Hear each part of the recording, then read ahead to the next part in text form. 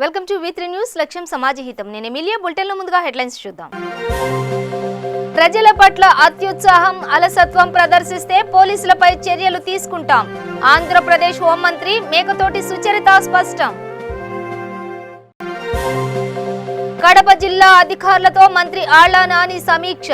Corona నివారణ చర్యలపై చర్చ.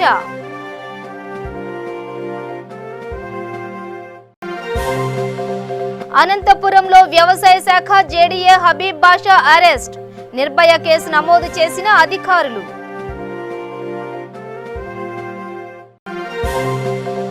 ఏపీలో రాజధాని అంశంపై వేడెక్కిన రాజకీయాలు. టీడీపీకి చిత్తశుద్ధి ఉంటే రాజీనామా చేయాలన్న వైసీపీ ఎమ్మెల్యే రోషయ్య. కోవిడ్ ఆసుపత్రిగా మారిన కాకినాడ ప్రభుత్వ ఆసుపత్రి. జీజీహెచ్లో 1100 బెడ్లతో కరోనా రోగులకు వైద్యం. డీటెయిల్స్ చూస్తే ప్రజల పట్ల అత్యుత్సాహం, అలసత్వం ప్రదర్శించిన పోలీసులపై చర్యలు తీసుకుంటున్నట్లు ఆంధ్రప్రదేశ్ హోంమంత్రి మేకతోటి సుచరిత తెలిపారు. నేరాలకు పాల్పడేవారు ఎంతటి వారైనా ఉపేక్షించేది లేదని మంత్రి అన్నారు. పలాస ఘటనలో దురుసుగా ప్రవర్తించిన కాశీబుగ్గ సీఐపై వేటు వేసినట్లు తెలిపారు. తప్పు చేస్తే పోలీసులు కూడా చట్టానికి అతిథులు కాదన్నారు. గత ప్రభుత్వంతో పోలిస్తే నేరాలు తగ్గుముఖం పట్టాయన్నారు. ఈ మేరకు ఆమె మీడియాతో మాట్లాడారు. దళిత వ్యక్తి పట్ల దురుసుగా వ్యవహరించారని తెలిసిన వెంటనే కాశీబుగ్గ సీఐపై శాఖాపరమైన చర్యలు తీసుకుంటూ ఆయన్ను సస్పెండ్ చేశాం. అలానే దిశ పోలీస్ స్టేషన్ల ఏర్పాటుతో మహిళపై జరిగే నేరాల సంఖ్య కూడా తగ్గుముఖం పట్టిందని అన్నారు. వరకట్నపు మరణాలు చాలా ఎక్కువగా ఉండేవి. అవి గత సంవత్సరం చాలా తగ్గినటువంటి విషయం కూడా గమనించాల్సినటువంటి అవసరం ఉంది. అలాగే హెరాస్మెంట్స్ కూడా గతంలో పోల్చుకుంటే 2019తో పోల్చుకుంటే ఇప్పటికీ కూడా చాలా తక్కువగా జరిగినటువంటి పరిస్థితి మనం చూస్తే 2019లో దాదాపు అంటే జూన్ వరకు 8000 కేసులు నమోదైతే అది 2020కి వచ్చేటప్పటికి 7000 కేసులు మాత్రమే ఇప్పటి వరకు నమోదైనటువంటి విషయం కూడా మనం గమనించాల్సినటువంటి అవసరం ఉంది. అంతేకాకుండా ఎస్సీ ఎస్టీల మీద నేరాలు కూడా గతంతో పోల్చుకుంటే ఇప్పుడు చాలా వరకు తగ్గుముఖం పట్టిన విషయం కూడా గమనించాల్సినటువంటి అవసరం ఉంది. మనకు 2019లో ఎస్సీలను మర్డర్ చేసినటువంటి ఘటనలు 31 జరిగితే 2020లో కేవలం 15 కేసులు మాత్రమే నమోదు కావడం జరిగింది. అదేవిధంగా 2016లో 90 మంది ఎస్సీ ఉమెన్ రేప్ జరిగితే మరి మనకు దాని సంఖ్య ఇప్పుడు క్రమంగా తగ్గుముఖం పట్టినటువంటి విషయం మనం గమనించాల్సినటువంటి అవసరం ఉంది. అంతేకాకుండా 2019లో 1502 కేసులు ఎస్సీల మీద వివిధ కారణాల వలన నమోదు కాబడితే అవి ఇప్పుడు 1215కు సంఖ్య తగ్గడం కూడా జరిగింది. అంతేకాకుండా మరి ఈ దిశ చట్టం ఏదైతే తీసుకొచ్చామో మరి 18 దిశ పోలీస్ స్టేషన్స్ ఏర్పాటు చేశామో మరి రాష్ట్రపతి గారి ఆమోదముద్ర లభించినప్పటికీ కూడా ఆ దిశగానే మనం ఎవరైతే ఈ దిశ పోలీస్ స్టేషన్లో మనకు కంప్లైంట్స్ రావడం జరిగిందో వారికి 7 రోజుల్లోనే దర్యాప్తు చేసి మరి 3 కేసుల్లో అయితే వారికి ఉరిశిక్ష కూడా ఖరారు కాబడినటువంటి పరిస్థితి గత ఈ 3 నెలల కాలంలో కూడా జరిగినటువంటి విషయం కూడా గమనించాల్సినటువంటి అవసరం ఉంది. ఎందుకంటే మనం చిత్తూరు జిల్లాలో దారుణంగా అత్యాచారం చేసి హత్య చేసినప్పుడు మరి ఎవరైతే ఆ నిందితుడు ఎవరో తెలియని పరిస్థితుల్లో పోలీసు వారు చాలా చక్కగా నిందితుడిని పట్టుకోవడమే కాకుండా ఒక 5 నెలల్లోనే అతనికి ఉరిశిక్ష పడే విధంగా కూడా చర్యలు తీసుకోవడం జరిగింది. అంతేకాకుండా ఇప్పటి వరకు దాదాపుగా 169 కేసుల్లో మనం ఎవరైతే ఎఫ్ఐఆర్ నమోదు చేసినటువంటి 7 రోజుల్లోనే దర్యాప్తు పూర్తి చేసి అందులో 30 మందికి పైచీలకు వారికి వివిధ శిక్షలు కూడా ఖరారు కావడం జరిగింది. మరి ఏదైతే మనం అంటే పూర్తి స్థాయిలో నేరాలు ఆపేటువంటి పరిస్థితి లేనప్పటికీ కూడా నేరాల యొక్క సంఖ్యను తగ్గించడానికి ప్రభుత్వం చిత్తశుద్ధితో ప్రయత్నం చేస్తున్నటువంటి మా విషయాన్ని గమనించాలి.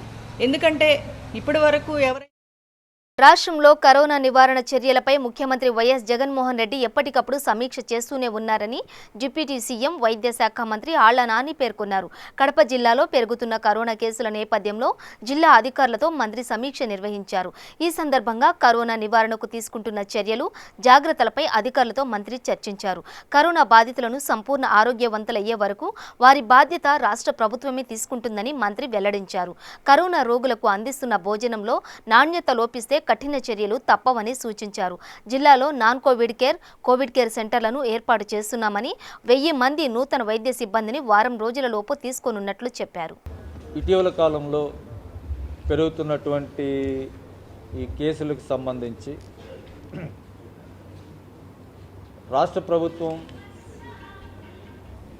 చేపడుతున్నటువంటి కరోనా నివారణ కార్యక్రమాలకు సంబంధించి కడప జిల్లాలో ఏ విధంగా అమలవుతూ ఉన్నాయి, ఈ కేసుల నియంత్రణకు పెరుగుతున్నటువంటి కేసుల నియంత్రణకు సంబంధించి ఎటువంటి కార్యక్రమాలు అమలు చేస్తూ ఉన్నారు, కరోనా పాజిటివ్గా నిర్ధారణ అయినటువంటి పాజిటివ్ పేషెంట్స్కి సంబంధించి వారందరికీ కూడా ఏ విధమైనటువంటి వైద్య సేవలు సక్రమంగా అందుతూ ఉన్నాయా లేదా, ఏ విధమైనటువంటి వైద్య సేవలు అందుతూ ఉన్నాయి, ఆ కోవిడ్ కేర్ సెంటర్స్లో కానివ్వండి లేకపోతే హాస్పిటల్స్లో కానివ్వండి వారందరికీ కూడా సరైనటువంటి ఆహారం అందుతూ ఉందా లేదా, పరిశుభ్రమైనటువంటి వాతావరణం ఉందా లేదా, ఇటువంటి విషయాలన్నింటినీ కూడా మరి పరిశీలన చేసి రమ్మని గౌరవ ముఖ్యమంత్రి గారు జగన్మోహన్ రెడ్డి గారు మమ్మల్ని అందరినీ కూడా, నన్ను గౌరవ మంత్రివర్యులను, గౌరవ శాసనసభ్యులు, పార్లమెంట్ సభ్యులను మమ్మల్ని అందరినీ కూడా పరిశీలన చేసి రమ్మని మమ్మల్ని ఆదేశిస్తే ఈరోజు ఈ కార్యక్రమాన్ని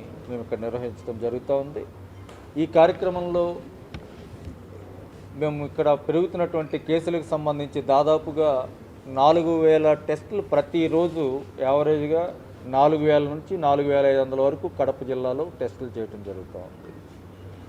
టెస్టులు చేస్తున్నటువంటి పరిస్థితుల్లో ఈ జిల్లాలో యావరేజ్న సుమారుగా 17% వరకు కూడా పాజిటివిటీ రేట్ 17%గా నమోదవుతుంది. ఇటువంటి పరిస్థితుల్లో ఇప్పటి వరకు గౌరవ ముఖ్యమంత్రి గారి ఆధ్వర్యంలో అత్యంత సమర్థవంతంగా కరోనా నివారణ చర్యలు చేపట్టినప్పటికీ కూడా కేసుల సంఖ్య ఇటీవల కాలంలో కొద్దిగా పెరిగినటువంటి అంశం మీకు అందరికీ కూడా తెలిసిందే.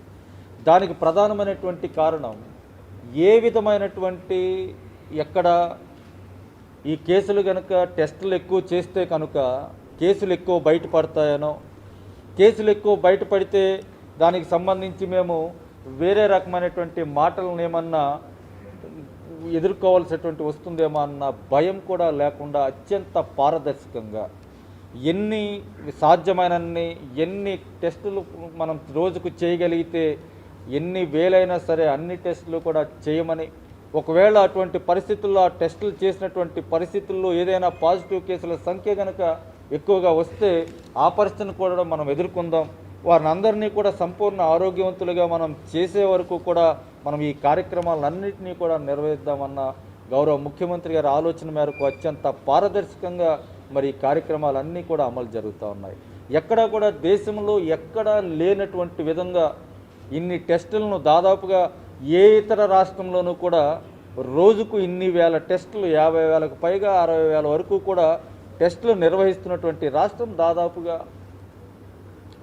అన్ని రాష్ట్రాల కన్నా కూడా, దేశంలో ఉన్నటువంటి అన్ని రాష్ట్రాల కన్నా కూడా మన రాష్ట్రంలో టెస్టులు ఎక్కువగా నిర్వహించడం వల్ల ఆ టెస్టులు ఎక్కువగా నిర్వహించేటువంటి దశలో పాజిటివ్ కేసుల సంఖ్య కూడా పెరిగేటువంటి పరిస్థితి మనకందరికీ కూడా తెలుసు. అనంతపురంలో లైంగిక వేధింపుల ఆరోపణలు ఎదుర్కొంటున్న వ్యవసాయ శాఖ జేడీఏ హబీబ్ బాషాను అరెస్టు చేశారు. బాషాను దిశ పోలీస్ స్టేషన్కు తరలించి విచారిస్తున్నారు. అగ్రికల్చర్ శాఖ ఉద్యోగినిపై జేడీ లైంగిక వేధింపులకు పాల్పడ్డాడని ఆరోపణలతో బాధితురాలు నేరుగా ఎస్పీకి ఫిర్యాదు చేయడంతో ఎస్పీ ఆదేశాల మేరకు అనంతపురం సీసీఎస్ డీఎస్పీ శ్రీనివాసులు ఆధ్వర్యంలో విచారణ చేసి నిర్భయ కేసు నమోదు చేశారు. అనంతరం హబీబ్ను అరెస్టు చేశారు.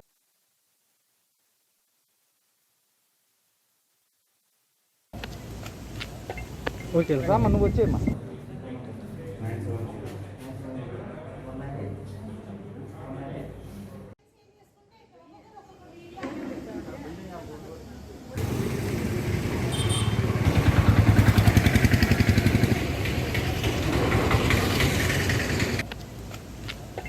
ఓకే రామ్మా, నువ్వు వచ్చేయమ్మా.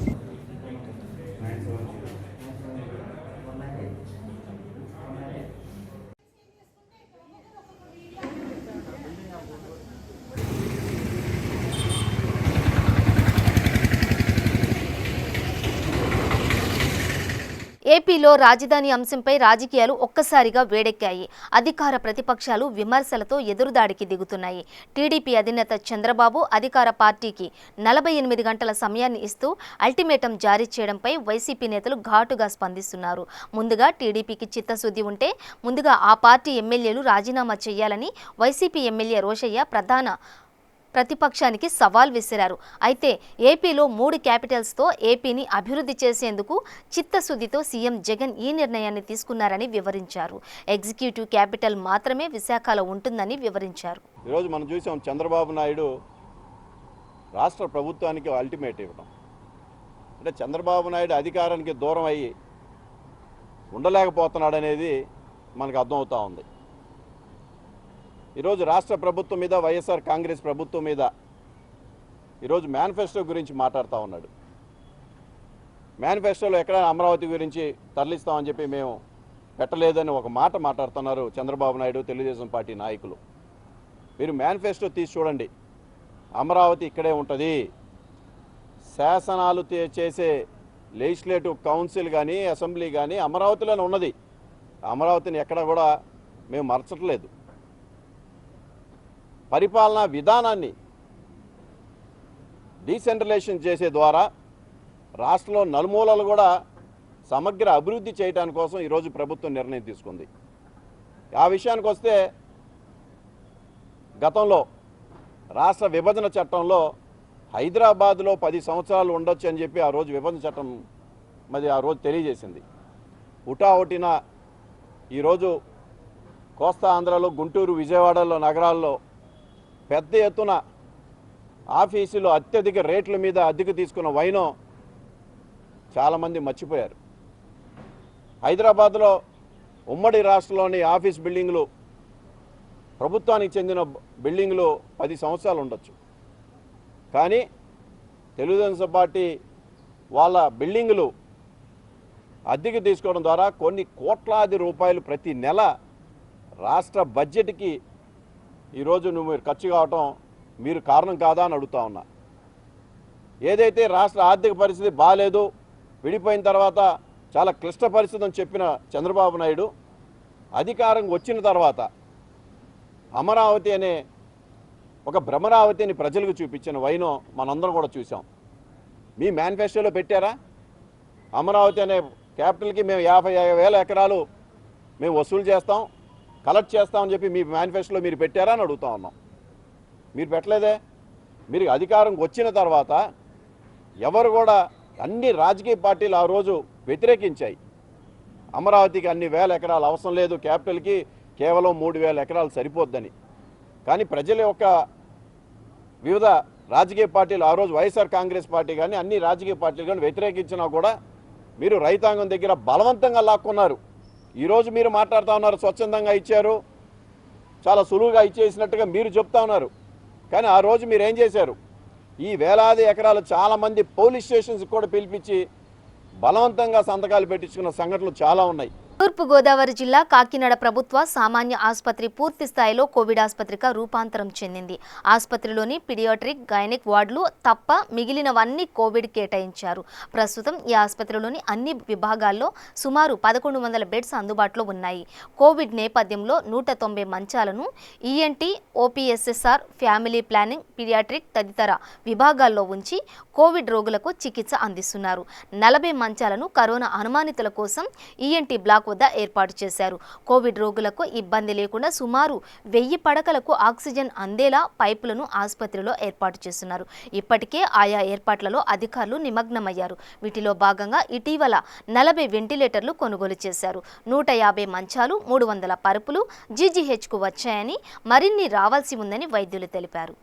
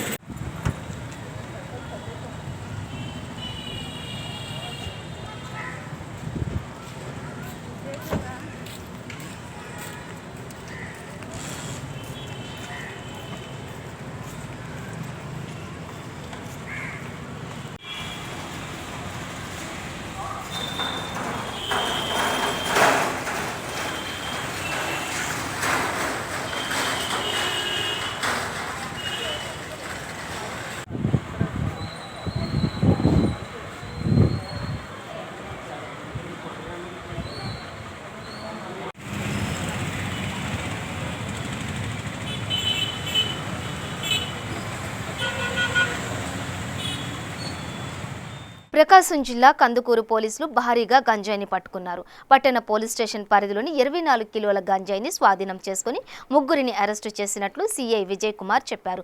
భారీగా గంజాయి క్రయ విక్రయాలు జరుగుతున్నాయన్న సమాచారంతో rural SI Ankamma, Vivipalem SI దాడి చేయగా ముగ్గురు నిందితులను గంజాయితో పట్టుబడినట్లు సీఐ తెలిపారు.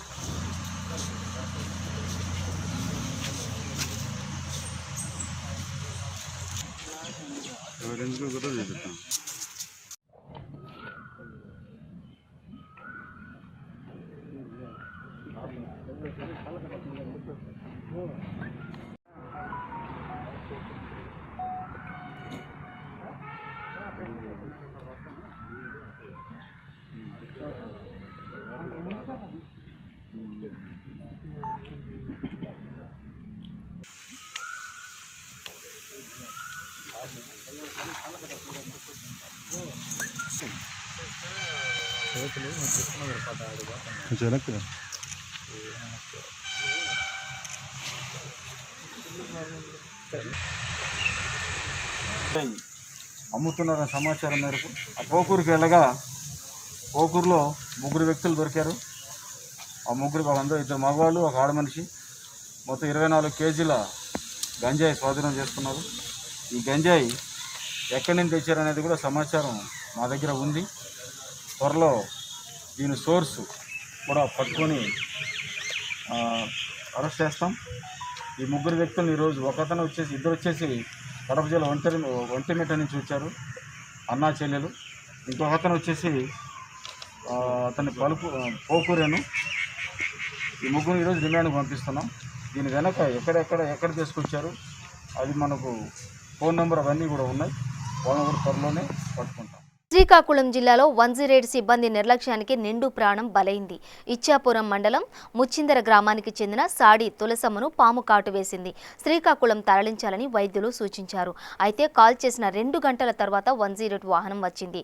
తులసమ్మను వాహనంలో ఎక్కించి శ్రీకాకుళం తరలిస్తుండగానే మార్గమధ్యంలోనే కన్నుమూసింది. సకాలంలో అంబులెన్స్ రాకపోవడంతోనే తులసమ్మ చనిపోయిందని బంధువులు ఆరోపిస్తున్నారు. దీనిపై ఆందోళన వ్యక్తం చేస్తున్న మృతి చెందిన కుటుంబ సభ్యులు తమకు న్యాయం చేయాలని డిమాండ్ చేస్తున్నారు. నాడి తులసమ్మ పొద్దున్నే 7 గంటలకి పాము కాటేసి పాము కాట అయ్యగన్న ప్రభుత్వ ఆసుపత్రి ఇచ్చాపురం ప్రభుత్వ ఆసుపత్రి తీసుకొని వస్తే వాళ్ళు ఇవ్వాల్సిన ట్రీట్మెంట్ ఇచ్చారు. వాళ్ళు ఏమన్నారంటే ఇక్కడ ఉదనైనా శ్రీకాకుళం పెట్టుకొని వెళ్ళండి అన్నారు. సరే అంబులెన్స్ ఇవ్వండి సార్ అన్నాను. ఇదో రిఫర్ చేసినట్టు లెటర్ ఇచ్చారు. రిఫర్ లెటర్ ఇచ్చాము. అంబులెన్స్ ఇచ్చామని చెప్పి అంబులెన్స్ 3.5 గంటలు టైం పట్టింది సార్ ఇక్కడికి రావడానికి. అంబులెన్స్ వచ్చినా కూడా 40-45 నిమిషాలు వాళ్ళు గొడవ పడుకుంటున్నారు తప్ప మా అత్తగారికి తీసుకెళ్ళట్లేదు సార్. ఈరోజు మా అత్తగారు చనిపోయారు. ఎవరో బాధ్యత ఎవరో అడుగుతున్నాను, నేను ప్రభుత్వంకే అడుగుతున్నాను. వీళ్ళు ఎందుకు ఈ స్టాఫ్కి ఇస్తున్నారు ఇక్కడ ఇచ్చాపురంలో హాస్పిటల్లో? డాక్టర్లు ఎందుకు, అంబులెన్స్లు ఎందుకని అడుగుతున్నాను ప్రభుత్వానికి. ఈరోజు నాకు అన్ని తెలిసిన వాడికి నా అత్తగారికి జరిగిందంటే సామాన్య ప్రజలకు ఏమైపోతారు? తక్షణమే నాకు న్యాయం జరగాలి. ఎందుకు ఇలా జరుగుతుంది?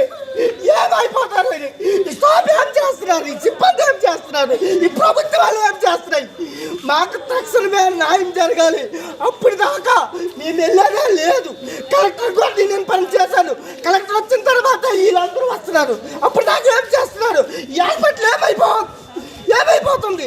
ఈ సిబ్బందికి ఎంత జీతాలు వెళ్తున్నాయి? జీతాలకే పని చేస్తున్నారా? ప్రజల ప్రాణాలు పని చేయట్లేదా? నేను ఒకటే నిలదీస్తున్నాను, జగన్మోహన్ రెడ్డి గారు మీ ప్రభుత్వం ఎలా చేస్తుందో చూడండి. తూర్పు గోదావరి జిల్లా కాకినాడ 2 టౌన్ పోలీస్ స్టేషన్లో విధులు నిర్వహిస్తున్న హెడ్ కానిస్టేబుల్ కుమార్ కరోనా నుండి కోలుకున్నారు. తిరిగి విధులకు హాజరైన ఆయనకు సీఏ ఈశ్వరుడు, ఎస్ఐ సిబ్బంది స్టేషన్లో పూలమాలలతో సత్కరించి ఘన స్వాగతం పలికారు. అనంతరం సీఐ మాట్లాడుతూ పోలీస్ శాఖలో కరోనాతో బాధపడుతున్న ప్రతి ఒక్కరూ త్వరగా కోలుకొని విధులకు హాజరు కావాలని మనస్ఫూర్తిగా కోరుకుంటున్నామని అన్నారు. వీడియో తీస్తున్నారా? వీడియో కనిపించాలమ్మా అందరూ.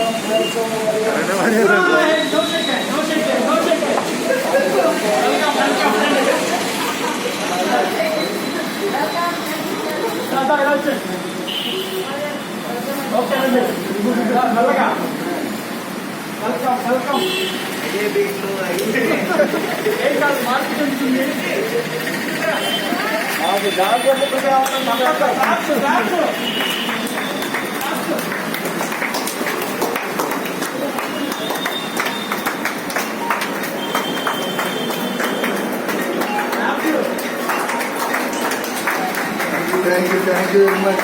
Everything.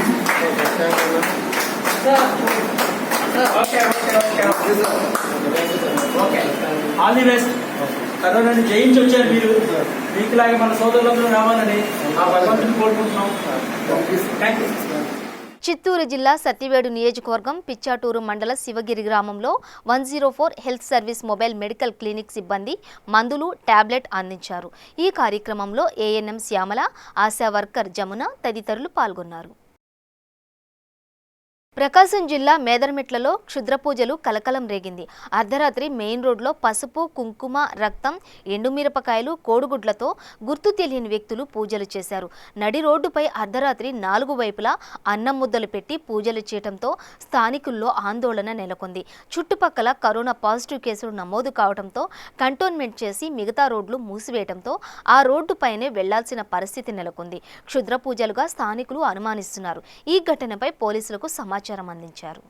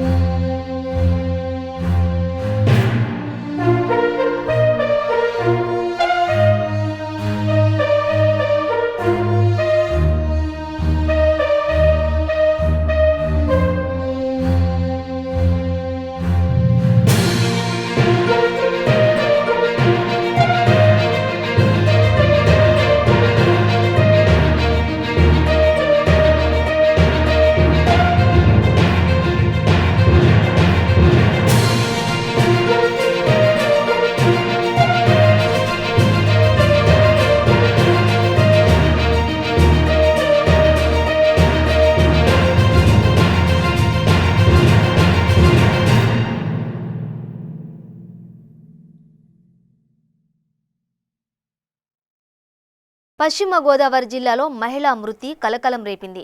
రామలక్ష్మి అనే మహిళ అదృశ్యం కావడంతో కుటుంబ సభ్యులు గాలించారు. ఈ క్రమంలో చేబ్రోలు శివారు ప్రాంతాల్లో మహిళ మృతదేహం లభ్యమైంది. దీనిపై సమాచారం అందుకున్న పోలీసులు విచారించగా ఆమె రామలక్ష్మిగా గుర్తించారు. దీనిపై పోలీసులు కేసు నమోదు చేసి దర్యాప్తు చేస్తున్నారు. కనపడడం లేదని ఫోన్ చేసి మా వాళ్ళు చెప్తే వచ్చాను. రాత్రి అంతా మెతికినా కానీ దొరకలేదు. మళ్ళీ పొద్దున్న లేచి మొత్తం నెతికినా కానీ అక్కడెక్కడో ఉండిందని చంపేసారు. పీక నొక్కేసి. ఆ పేరు సూరయ్య అండి. ఇక్కడ వెంకరావన్ కూడా ఉంటాడండి. మాది వ్యక్తిని అనుకున్నామని. ఈ పిల్లలు చూస్తే అన్నది వాళ్ళ నాన్నగారే వదిలేసారు. ఆవిడ చనిపోయింది అమ్మాయి మా చెల్లి. ఈ పిల్లలు 3 పిల్లలు ఉన్నారండి. వీళ్ళకి కొంచెం ఏదైనా న్యాయం చేసేలాగా ఉంది చూడండి. బులెటిన్ ముగించే ముందు హెడ్లైన్స్ మరోసారి. ప్రజల పట్ల అత్యుత్సాహం అలసత్వం ప్రదర్శిస్తే పోలీసులపై చర్యలు తీసుకుంటాం. ఆంధ్రప్రదేశ్ హోంమంత్రి మేకతోటి సుచరిత స్పష్టం. కడప జిల్లా అధికారులతో మంత్రి ఆళ్ల నాని సమీక్ష. కరోనా నివారణ చర్యలపై చర్చ.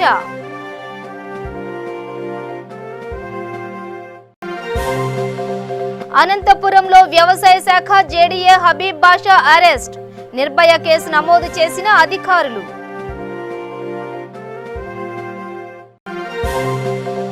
ఏపీలో రాజధాని అంశంపై వేడెక్కిన రాజకీయాలు. టీడీపీకి చిత్తశుద్ధి ఉంటే రాజీనామా చేయాలన్న వైసీపీ ఎమ్మెల్యే రోషయ్య. కోవిడ్ ఆసుపత్రిగా మారిన కాకినాడ ప్రభుత్వ ఆసుపత్రి. జీజీహెచ్లో 1100 బెడ్లతో కరోనా రోగులకు వైద్యం.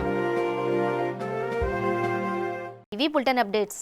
చూస్తూనే ఉండండి V3 న్యూస్ లక్ష్యం సమాజ హితం.